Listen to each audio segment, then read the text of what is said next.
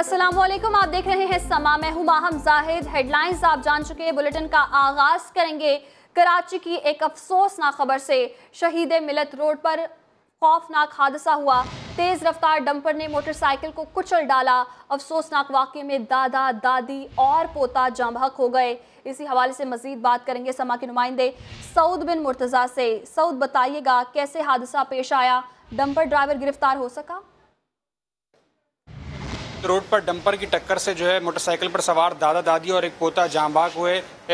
इस हादसे में अपने वालिदा और बेटे को खोने वाले हमारे साथ अब्दुल सलाम हमारे साथ मौजूद हैं, उनसे जान लेते हैं क्या वाक़या हुआ। लोग कहाँ जा रहे थे? ये बिस्मिल्लाह शाह माजार पे जा रहे थे। जो बलोच कॉलोनी पुल उतरने के बाद तो सीधे हाथ पे आता है बिस्मिल्लाह शाह माजार, थोड़ा अंदर जाके। ये कल रात को मेरे को पैगाम दिया मेरे बेटे ने, दादा दादी को लेके वहाँ जाना है। मैं जाने की इजाज़त दे दिया। तो ये बिस्मिल्लाह शाह माज़र पहुँचने से पहले अल्लाह ताला ने उनको उठा लिया। बस क्यों वहाँ क्यों जा रहे थे और क्या पता चला आपको क्या हुआ? ये मेरे वालिद साहब वलियों के दरबार में जाते हैं, वलियों से मोहब्बत रखने वाले अकीदतमंद है। तो उसको एक टाइम है, महीने में एक दो बार एक न एक वली के तो माज़ार पे जाके हाजिरी ज़रूर देते हैं। तो बताया कुछ कि किस तरह हादसा हुआ? नहीं, मैं उनसे मेरे को मुलाकात ही नहीं हुआ। अब यहाँ जो इंतज़ामिया है, मैं उससे पूछा था, इन लोगों ने बोला अभी तक हमको खबर नहीं मिला, तो किसी के ज़रिए से थोड़ा बहुत इल्म है, पकड़ा जाएगा, इतना असरा दिया है। बिल्कुल इनका कहना है, इनको ये बताया गया काम की जानिब से कि डंपर की टक्कर से हादसा पेश आया था। अहले खाना गम से निढाल है। इनका ये कहना है कि उम्मीद यही है कि जो डंपर ड्राइवर है जिसकी गफलत से हादसा पेश आया वो गिरफ्तार हो जाएगा। दादा दादी और ये पोता इसमें जाँ बहक होने वाले जो हैं वो ये बलोच कॉलोनी के करीब एक मज़ार पर जो है हाज़िरी के लिए जा रहे थे और उस दौरान ही हादसा पेश आया। जी, बहुत शुक्रिया, आप हमें अपडेट कर रहे थे। सऊद बिन मुर्तज़ा आगे बढ़ेंगे। आपको बताएंगे मुल्तान में दरियाए चनाब पर फैमिली के साथ सैर के लिए आने वाले 3 बच्चे डूब गए। तीनों की तलाश के लिए रेस्क्यू ऑपरेशन जारी है। मज़ीद जानेंगे राशिद हमीद से। जी राशिद, बताइएगा बच्चों की उम्रें क्या बताई जा रही हैं? जी बिल्कुल, ये अमीराबाद मुल्तान का शहर है। वहाँ के ये रिहायशी थे और पिकनिक मनाने के लिए यहाँ पर आए थे। तो मछलियाँ पकड़ते हुए जो 3 जो बच्चे थे वो डूब गए, जिनमें से 2 जो भाई जो हैं वो सगे भाई हैं, जबकि एक जो है उनमें से वो कज़न है। और जो उम्र इनकी जो है रेस्क्यू के मुताबिक जो है 11 से इनकी 15 साल उम्र बताई जा रही है। और रेस्क्यू ऑपरेशन जो है दरिया चनाब में जो है वो जारी कर दी गया है। लेकिन जो गुस्सा है वो गम से निकालें और बोटिंग और डाइविंग का अमल जो है वो शुरू कर दिया गया है। और रेस्क्यू का यही कहना है कि चंद ही घंटों के बाद जो ऑपरेशन जो है वो कंप्लीट कर लिया जाएगा। और जो तीनों बच्चे जो डूबे हैं उनकी मैयतें भी निकालने के लिए जो है वो कोशिशें अब तेज कर दी गई हैं। लेकिन यहाँ पर जो है दरिया चनाब पर ये जो फैमिली है अमीराबाद के ये जो रिहायशी थे वो यहाँ पर अपनी फैमिली के हमरा आए हुए थे और यहाँ पर मछलियाँ पकड़ते हुए पहले एक लड़का यहाँ पर दरिया में गिरे, जबकि उसके बाद जो उसको बचाते हुए जो 2 बच्चे थे वो उसके पीछे गए। तो दरिया में वो फिर तीनों ही जो है वो दरिया की नजर हो गए। और अब जो रेस्क्यू का ऑपरेशन है वो जारी है और बच्चों की तलाश के लिए जो है वो कोशिश की जा रही है। बच्चों की तलाश के लिए कोशिशें की जा रही हैं। रेस्क्यू का अमल इस वक्त जारी है। बहुत शुक्रिया राशिद हमीद, आप हमें अपडेट कर रहे थे। तब्दीली सरकार में भी दोहरी शहरियत की हामिल शख्सियत की भरमार है। वज़ीर आज़म इमरान खान के 20 मुआवनीन और मुशीरों में से 7 दोहरी शहरियत के हामिल हैं। मुशीर पेट्रोलियम नदीम बाबर सबसे ज़्यादा अमीर निकले, 3.25 अरब के असासों के मालिक हैं। जुल्फी बुखारी की लंदन में भी जायदादें हैं। सानिया निश्तर के सबसे कम असासे हैं। इस्लामाबाद से ये रिपोर्ट देखिए। हुकूमत में शामिल किस किस शख्सियत ने दोहरी शहरियत हासिल कर रखी है? काबीना डिवीजन ने असासों और शहरियत की तफसीलात वेबसाइट पर डाल दी। मुआविन खसूसी ओवरसीज पाकिस्तानी जुल्फी बुखारी बरतानवी शहरियत के हामिल, मुआविन खसूसी शहबाज गिल अमरीकी green card holder, Nadeem Babar Moeed Yusuf और शहजाद सईद कासिम भी अमरीकी शहरी, नदीम अफजल चंद कैनेडियन और तानिया इदरूस कनाडा के साथ सिंगापुर की भी शहरियत रखती हैं। तफसीलात के मुताबिक जुल्फी बुखारी लंदन में 48.5 लाख पाउंड के घर, अटक में 1210 कनाल जमीन और इस्लामाबाद में 34 प्लाटों के मालिक। नदीम अफजल चंद के पास 78,84,000 की ज़राई, 94,90,000 की रिहायशी जमीन और पेट्रोल पंप के साथ 30 लाख रुपए मालियत की 2 गाड़ियों और 48 लाख के तहाइफ शामिल। शहजाद अकबर 7 करोड़ 23 लाख रुपए, 65 लाख रुपए मालियत की जमीन के मालिक, 4.5 करोड़ रुपए से जायद बैंकों में मौजूद। अब्दुल रजाक दाऊद 14 करोड़ की अराजी के मालिक, 1 अरब 10 करोड़ रुपए के सेविंग सर्टिफिकेट और म्यूचुअल फंड्स भी जाहिर किए, जबकि 45 करोड़ रुपए बैंकों में मौजूद। आसिम बाजवा के कुल असासे 16 करोड़ से जायद। आसिम बाजवा 7.5 करोड़ रुपए मालियत के घर, DHA कराची, लाहौर और इस्लामाबाद में भी करोड़ों रुपए मालियत के प्लाट्स भी जाहिर। डॉक्टर जफर मिर्जा 5 करोड़ रुपए मालियत के घरों और प्लाट्स के मालिक हैं। मोईद यूसुफ का लाहौर में 2.5 करोड़ का प्लाट। स्टॉक मार्केट में 7 लाख मालियत के करीब शेयर्स, 1.25 करोड़ की गाड़ियाँ और 73 करोड़ के बैंक बैलेंस भी जाहिर किए। शहजाद कासिम के पास पाकिस्तान में 97 लाख रुपए के 4 प्लाट, अमेरिका और दुबई में घर मौजूद। उस्मान डार ने 66,75,000 रुपए की सरमायाकारी जाहिर की। सानिया निश्तर 2 करोड़ रुपए के बैंक बैलेंस की मालिक हैं। 5 लाख की ज्वेलरी और एक गाड़ी भी है। काबीना डिवीजन ने वज़ीर आज़म के मुआविनीन और मुशीरों के असासों की तफसीलात जारी कर दी हैं। मुशीर पेट्रोलियम नदीम बाबर अमीर तरीन, जबकि सानिया निश्तर सबसे कम असासे रखती हैं। मुआविनीन में से कौन कौन अरबपति है और कौन करोड़पति है, जानते हैं इस रिपोर्ट में। अमीरों में गरीब कौन हैं? मुआविनीन और मुशीरों के असासों की तफसीलात सामने आने के बाद सब पता चल गया। वज़ीर आज़म के मुशीरों और मुआविनीन में से बेशतर अरबपति या फिर करोड़पति हैं। नदीम बाबर सबसे ज्यादा अमीर हैं, जो 2 अरब 75 करोड़ रुपए के असासों के मालिक निकले। मुशीर पेट्रोलियम ने बैरून मुल्क कंपनियों में 13 करोड़ 77 लाख रुपए की सरमायाकारी भी कर रखी है। जुल्फी बुखारी भी अरबपतियों में शामिल। लंदन में 48,50,000 पाउंड के घर के अलावा पाकिस्तान में 1210 कनाल अराजी और 34 प्लॉट भी हैं। अब्दुल रज़ाक दाऊद और अहलिया 1 अरब 75 करोड़ रुपए के असासों के मालिक। मुआविन ख़ुसूसी इत्तलात आसिम बाजवा भी माली असासों में आगे। नदीम अफजल चंद, मोईद यूसुफ, शहजाद अकबर, डॉक्टर जफर मिर्जा, शहजाद कासिम करोड़पति, मुशीर खजाना 30 करोड़ के मालिक मगर 29 करोड़ के मखरूज भी हैं। सानिया निश्तर सबसे कम असासे रखती हैं। एहसास प्रोग्राम की सरबराह 2 करोड़ रुपए के बैंक बैलेंस की मालिक हैं। पीपल्स पार्टी रहनुमा कमर जमान कायरा ने मुआविनीन खुसूसी के असासे जाहिर करना खुशाइन करार दे दिया। मतवाले रहनुमा मोहम्मद जुबैर ने सवाल उठाया कि वतन से मोहब्बत का दर्श देने वालों ने दोहरी शहरियत क्यों नहीं छोड़ी। वजीर आजम के मुआविनीन खुसूसी और मुशीरान के असासों की तफसीलात मंजर आम पर आ गईं। पीपी रहनुमा कमर जमान कायरा ने हुकूमती इकदाम की तारीफ कर दी। ये एक अच्छा अमल है। पाकिस्तान से बाहर बसने वाले लोग जिन्होंने ट्रैवल डॉक्यूमेंट के तौर पे इस तरह की डुअल नेशनलिटी ली थी, तो उनकी शहरियत भले पाकिस्तान की उन्होंने कागजों में तर्क की हो, लेकिन उनका रिश्ता पाकिस्तान से मैं नहीं कहता कमजोर हो गया है। मुस्लिम लीग नून के रहनुमा मोहम्मद जुबैर कहते हैं, माजी में दोहरी शहरियत पर लोगों की सेनेटरशिप खत्म होती रही है। ये सिर्फ एक पेपर पर लिख के देने से मेरा ख्याल है काम नहीं चल सकता। FBR के पास जाते हैं तो FBR स्क्रूटनी नहीं करती है, ये डिक्लेयर करती है कि मैंने असासे अपने सही डिक्लेयर किए हैं या नहीं। क्वेश्चन ये है कि भाई आपको अगर इतना मोहब्बत है पाकिस्तान से, जो आप हमें लेक्चर देते हुए थकते नहीं है, तो आपने ये क्यों नहीं गिव अप किया था। मोहम्मद जुबैर ने दावा किया कि दोहरी शहरियत रखने वाले मुआविनीन हुकूमत रुखसत होते ही वतन छोड़ जाएंगे। वज़ीर मुमलिकत अली मोहम्मद खान ने दोहरी शहरियत रखने वाले काबीना अरकान पर सवालात उठा दिए। कहते हैं ज़ाती राय है, दोहरी शहरियत रखने वाले अफराद काबीना का हिस्सा न हो। शहबाज गिल का कहना है कि वज़ीर आज़म समेत तमाम हुकूमती नुमाइंदे अवाम को जवाबदेह हैं। काबीना में बैठे अफराद की दोहरी शोहरियत नहीं होनी चाहिए। वजीर मुमलिकत अली मोहम्मद खान ने ज़ाती राय पेश कर दी।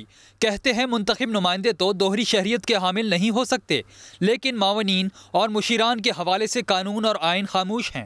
कैबिनेट में जो भी बैठे, चाहे वो स्पेशल असिस्टेंट हो, चाहे वो एडवाइजर हो या इलेक्टेड मेंबर पार्लियामेंट हो, वजीर बन के आए, सबका जो है वो दोहरी शहरियत किसी की ना हो, क्योंकि बहरहाल काबीना में ऐसी फैसला होती है जो कि पार्लियामेंट से ज्यादा हसास मामला आते हैं। आपको लगता है वजीर आजम साहब इन लोगों को फारिग करा देंगे? मेरे ख्याल में वजीर आजम साहब इस पे फैसला लेंगे। शहबाज गिल कहते हैं इमरान खान ने मुख्तलिफ पाकिस्तान का वादा पूरा कर दिया। कोई कानूनी जरूरत नहीं थी, कानूनन ये रिक्वायर्ड नहीं था। इमरान खान ने हमेशा वादा किया था 24 साल कि ये एक डिफरेंट पाकिस्तान होगा, यहाँ पर हर शख्स अकाउंटेबल होगा। ये पहली हुकूमतों की तरह नहीं कि मेरी लंदन तो क्या पाकिस्तान में भी कोई प्रॉपर्टी नहीं। शहबाज गिल ने कहा कि 5 साल बाद हमारे असासों में इजाफा हुआ तो आवाम के सामने जवाब। कश्मीरी आज यौम इल्हाक़ पाकिस्तान मना रहे हैं। इस मौके पर वज़ीर आज़म इमरान खान ने भी मकबूजा कश्मीर के मजलूम आवाम के साथ इजहार यकजहती किया है। अपने पैगाम में उनका कहना है कि आज के दिन कश्मीरियों ने पाकिस्तान से इल्हाक़ की करारदाद मंजूर की थी। होगी। वज़ीर आज़म ने मज़ीद कहा कि कश्मीरियों को एक दिन ज़रूर इंसाफ मिलेगा। भारतीय मज़ालिम के खिलाफ जद्दोजहद में कश्मीरियों का साथ देते रहेंगे, कश्मीरियों को उनके हक दिलाने के लिए लड़ते रहेंगे। उन्होंने मज़ीद कहा कश्मीरियों का हक़ खुद इरादियत UN सिक्योरिटी काउंसिल ने तस्लीम कर रखा है। हक़ खुद इरादियत की जद्दोजहद में कश्मीरियों का साथ देने के अज़्म की तजदीद करते हैं। आगे बढ़ेंगे और बात करेंगे मौसम की। तो कराची से बारिश बरसाने वाला सिस्टम निकल गया। महकमा मौसमियात का कहना है आज से समुद्री हवाएं चलेंगी जिससे हब्स में कमी आएगी। DG मेट सरदार सरफराज ने मजीद बताया कि 24 जुलाई तक कराची में हल्की बारिश और बूंदाबांदी का सिलसिला जारी रहेगा। सिस्टम था लो प्रेशर एरिया, उसका बेशतर हिस्सा तो निकल चुका है उधर ओमान की तरफ, लेकिन उसका फैलाव कुछ ना कुछ बाकी है जिसकी वजह से आज भी बादल अच्छे खासे बन चुके हैं। तो लाइट रेन के चांसेस हैं, इतनी कुछ ज्यादा हैवी नहीं, लेकिन लाइट रेन या ड्रिजल दिन में किसी भी वक्त हो सकती है। जो सी ब्रीज चल नहीं रही पिछले 4-5 दिनों से मुसलसल रुकी हुई थी, तो आज दोपहर के बाद उम्मीद है कि बहाल होगी, तो फिर आपको कदरे कम महसूस होगा। कल तो अच्छी खासी तेज विंड चलेगी और अगले दिनों में भी यही सिलसिला रहेगा। अब ये 24 तारीख तक कम अज कम ऐसे ही रहेगा कि बादल आते रहेंगे, सी ब्रीज चलती रहेगी और हल्की बारिश, बूंदाबांदी या हल्की बारिश का बिलखुसूस रात में सुबह में चांस रहा करेगा। और बरसात तो नहीं हो रही मगर के इलेक्ट्रिक ने बिजली पहले ही बंद कर रखी है। PTI के दावे और के इलेक्ट्रिक के CEO की यकीन दहानियां कराची वालों के काम ना आई। शहर में 8 से 10 घंटे की लोड शेडिंग का सिलसिला जारी है। तफसीलात जान लेते हैं समा के नुमाइंदे फैसल खान से। जी फैसल, बताइएगा। देखिए, पाकिस्तान तहरीक इंसाफ के वफाकी वुज़रा भी आए, गवर्नर सिंध भी आए और के इलेक्ट्रिक ने यकीन दहानी कराई थी कि लोड शेडिंग खत्म हो जाएगी, लेकिन अभी भी हाल यह है कि कराची के 40% पूरे शहर का ऐसा हिस्सा है जहां पर अभी भी 8 से 10 घंटे की लोड शेडिंग हो रही है। और के इलेक्ट्रिक की यकीन दहानी के बावजूद मुस्तशना इलाकों में भी हर घंटे के बाद बिजली की बंदिश है। जो इलाके ज्यादा मुतासिर हैं उसमें औरंगी, कोरंगी, लांडी, मलीर, शाह फैसल, नॉर्थ कराची, ये वो इलाके हैं जहां पर 8 से 10 घंटे की मुस्तकिल लोड शेडिंग हो रही है। और जो दीगर इलाके हैं जहां पर कहा गया था मुस्तशना इलाके थे लोड शेडिंग से, लेकिन उधर का भी हाल ये है कि 1 से 1.5 घंटे की लोड शेडिंग हो रही है। के इलेक्ट्रिक यकीन दहानी तो करा रहा है, दावे भी कर रहा है, लेकिन इस वक्त भी हाल ये है कि शहर का 40% हिस्सा जो है वो 8 से 10 घंटे लोड शेडिंग का शिकार है। जी बहुत शुक्रिया फैसल, आप हमें अपडेट कर रहे थे। जहलम में तेज हवाओं के साथ बारिश ने गर्मी का जोर तोड़ दिया। वहां क्या सूरत हाल है जानते हैं समा के नुमाइंदे इम्तियाज बेग से। जी इम्तियाज, बताइएगा कैसा मौसम है? ऐसा ही है कि गुज़श्ता दिनों से गर्मी की जो शिद्दत है वो बहुत ज़्यादा थी और कल तो टेम्परेचर जो है वो 43 डिग्री सेंटीग्रेड पर पहुंच गया था और लोग गर्मी की वजह से अपने घरों तक ही महदूद होकर रह गए थे। और महकमा मौसमियात ने एक प्रेडिक्शन की थी कि हफ्ते और इतवार की दरमियानी रात को बारिश का सिलसिला शुरू होगा और ऐन उनकी पेशन गोई के मुताबिक बारिश इस वक्त पूरे अरूज पर है और बहुत ज़्यादा अल्हम्दुलिल्लाह बारिश ने जो गर्मी का जोर है वो काफ़ी हद तक तोड़ दिया है और आवाम के जो चेहरे हैं वो खिल उठे हैं। आवाम जो गर्मी की वजह से परेशान थी अल्लाह ताला का शुक्र अदा करते हुए नज़र आ रही है कि जो गर्मी की शिद्दत है वो आहिस्ता आहिस्ता कम हो रही है, बतदरीज इसमें कमी आ रही है और आइंदा भी जो महकमा मौसमियात की पेशन गोई है वो 3 रोज़ तक बारिश का सिलसिला जारी रहने की पेशन गोई की गई है। जी बहुत शुक्रिया इम्तियाज़, आप हमें अपडेट कर रहे थे। आगे बढ़ेंगे, आपको बताएंगे मीरपुर आज़ाद कश्मीर में तेज़ हवाओं के साथ होने वाली बारिश ने तबाही मचा दी। मुख्तलिफ मकामात पर साइन बोर्ड्स उखड़ गए, पैनाफ्लेक्सेस बिजली के तारों पर गिरने से आग भी लगी। वहाँ क्या सूरत हाल है जानेंगे समा के नुमाइंदे रिजवान अकरम से। रिजवान, बताइएगा कोई जानी नुकसान तो नहीं हुआ?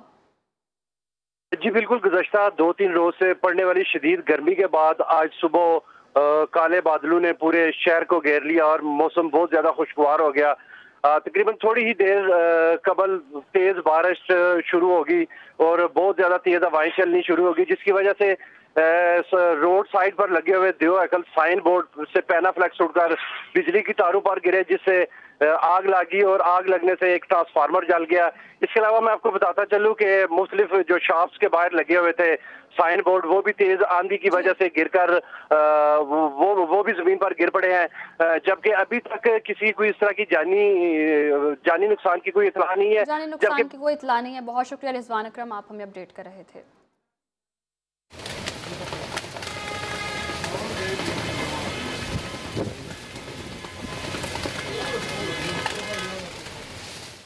और कराची में तफरीही मकामात क्या बंद हुए, शहरियों ने मवेशी मंडियों को तफरीहगाह बना लिया। बड़ी तादाद में फैमिलीज जानवर देखने VIP ब्लॉक्स पहुंच गई।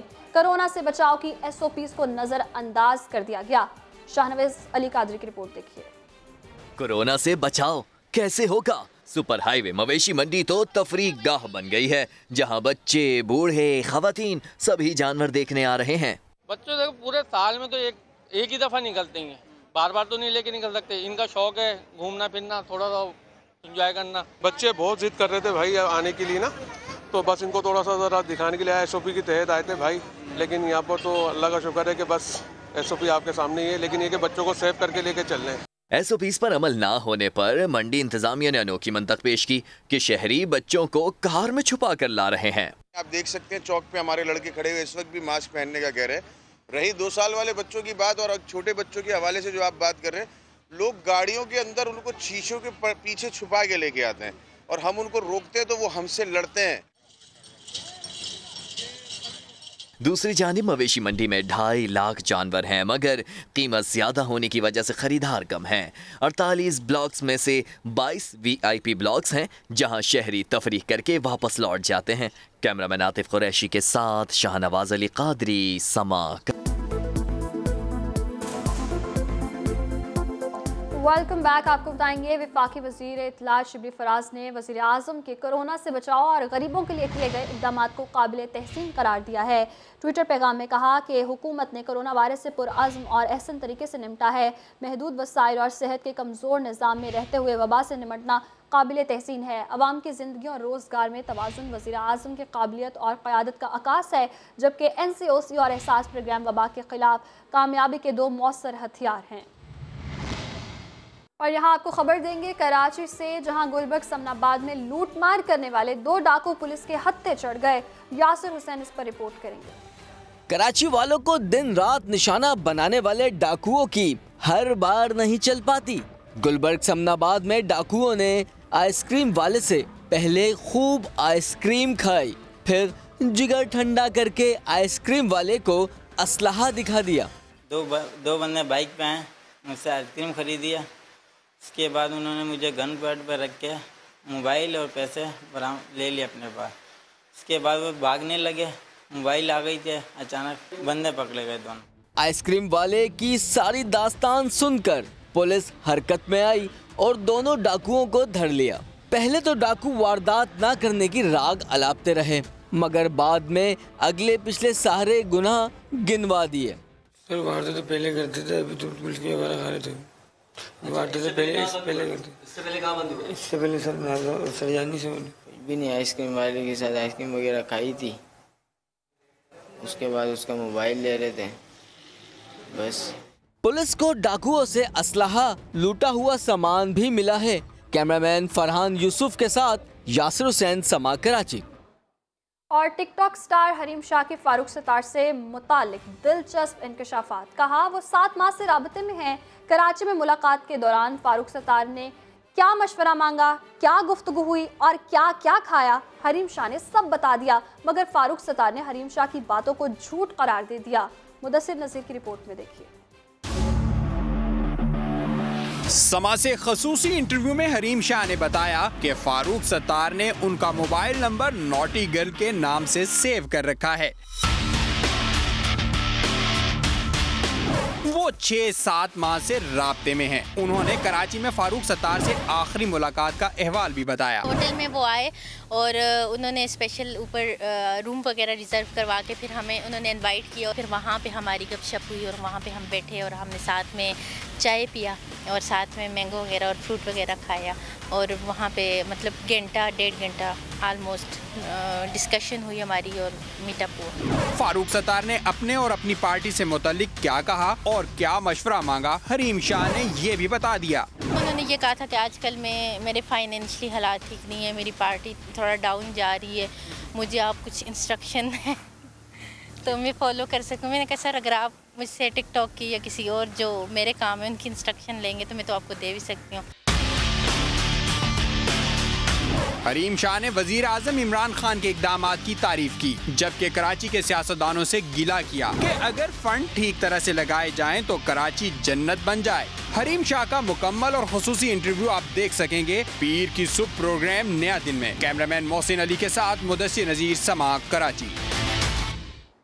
और पश्तो गुलकारा गुलपाड़ा ने ज़िला खैबर के DC हाउस में टिकटॉक वीडियो बनाई और ये वीडियो वायरल हुई तो वज़ीर आला महमूद खान की बरहमी का इजहार सामने आया। होम सेक्रेटरी की सरबराही में कमेटी से 24 घंटे में रिपोर्ट तलब कर ली गई है। अब्दुल रहमान की रिपोर्ट देखिए।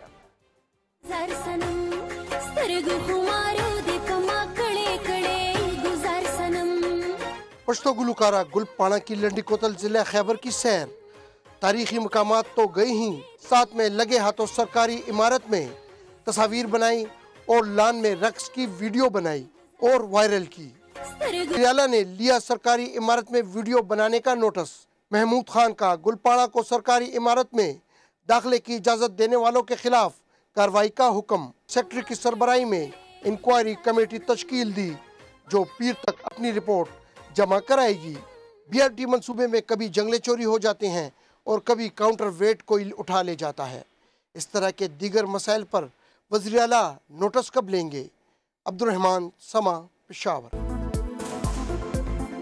Welcome back. वज़ीर आज़म के मुआविन खुसूसी मुइज़ यूसुफ ने कहा कि उनकी या उनके अहले खाना के पास पाकिस्तान से बाहर कोई गैर मनकूला जायदाद नहीं। ट्विटर पैगाम में उन्होंने कहा कि जब से मुआविन खुसूसी की जिम्मेदारी संभाली है अमेरिका वापस नहीं गया। अमेरिका में कोई मुलाजमत नहीं है, ना ही कोई दीगर ज़राए आमदन है। तो वज़ीर आज़म के मुआविन खुसूसी मुइज़ यूसुफ ने कहा है कि उनकी या उनके अहले खाना के पास पाकिस्तान से बाहर कोई गैर मनकूला जायदाद नहीं है। ट्विटर पैगाम में कहा कि जब से मुआविन खुसूसी की जिम्मेदारी संभाली अमेरिका वापस नहीं गया। अमेरिका में कोई मुलाजमत है, ना ही कोई दीगर ज़राए आमदन है। झूठ फैलाना बंद करें। मेरे या अहले खाना के पास पाकिस्तान के अलावा कहीं भी गैर मनकूला जायदाद नहीं। मेरे पास सिर्फ एक मुल्क पाकिस्तान की शहरियत है। अमेरिका में कोई मुलाजमत नहीं है, ना ही कोई दीगर ज़राए आमदन है। जब से अपनी जिम्मेदारी संभाली अमेरिका वापस नहीं गया। ये कहना है मुइज़ यूसुफ का और उनका ये भी कहना है कि मेरे पास बैरून मुल्क करोड़ों की जायदादें नहीं हैं, सब झूठ फैलाया जा रहा है।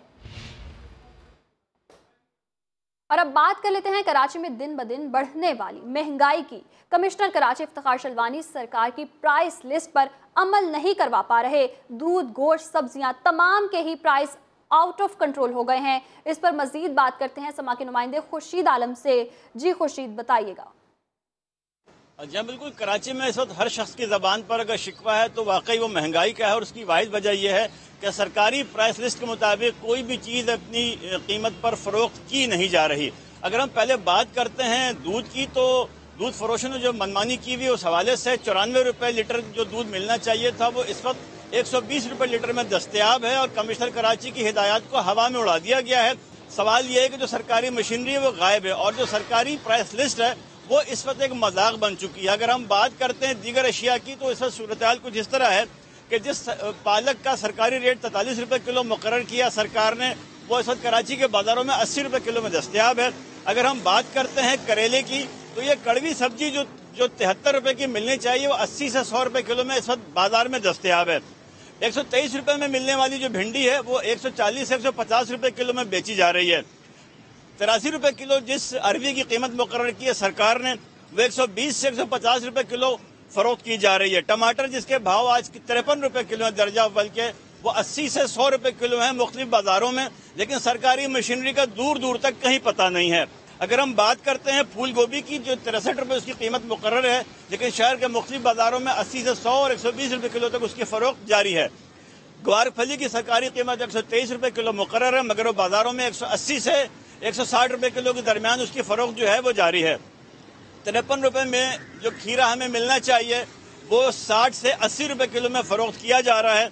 और जो चिकन सरकार ने जिसकी कीमत मुर्गी के गोश्त की 214 रुपये मुकर्रर की थी वो आज शहर के मुख्तलिफ बाजारों में 300 से 320 रुपये किलो में दस्तयाब है। कमिश्नर कराची, उनके मातहत डिप्टी कमिश्नर साहिबान, उनके मातहत असिस्टेंट कमिश्नर साहिबान अपने ठंडे कमरों में आराम से बैठे हैं। सब अच्छाई की रिपोर्ट पेश की जा रही है, लेकिन अमली तौर पर कराची में प्राइस लिस्ट पर चीजें फरोख्त नहीं की जा रही अवाम महंगाई के हाथों पिस चुके हैं, महंगाई का शिकवा करते हैं, मगर उनकी दादरसी करने वाला कोई नहीं है। जी बहुत शुक्रिया खुर्शीद आलम, आप हमें अपडेट कर रहे थे। आगे बढ़ेंगे, आपको बताएंगे फैसलाबाद की जिला इंतजामिया ने आटा फी किलो 48 रुपए में फरोख्त करने का दावा किया है, लेकिन शहरियों को आटा कितने का मिल रहा है, जानते हैं समा के नुमाइंदे उस्मान सिद्दीक से। जी उस्मान, बताइएगा। जी बिल्कुल, 2 वक्त की रोटी अवाम के लिए दर्द सर बनने लगी है। चक्कियों से मिलने वाला आटा अवाम को चकराने लगा है। ज़िले इंतज़ामिया के दावे तो 48 रुपये फ़ी किलो आटे के हैं, मगर सूरत हाल इसके बिल्कुल बरक्स है। चक्कियों से आटा 55 से 60 रुपये फ़ी किलो में मिल रहा है, तो ओपन मार्केट में गंदम की कीमतें 2100 रुपये मन तक जा पहुँची हैं। शहरी परेशान है और हमारे साथ भी मौजूद हैं, इनसे बात कर लेते हैं। भैया, आटा लेने आए हो, क्या मुश्किलात? आटा लेने आए हैं, मुश्किलात ही मुश्किलात हैं। हमने तो उम्मीद लगा रखी थी कि खान साहब की गवर्नमेंट में ये जो माफिया है ये कहीं नज़र नहीं आएगा, लेकिन ये तो नज़र क्या, अब तो ये हर चीज़ ही इस तरह माफिया के हाथ में लगी हुई है।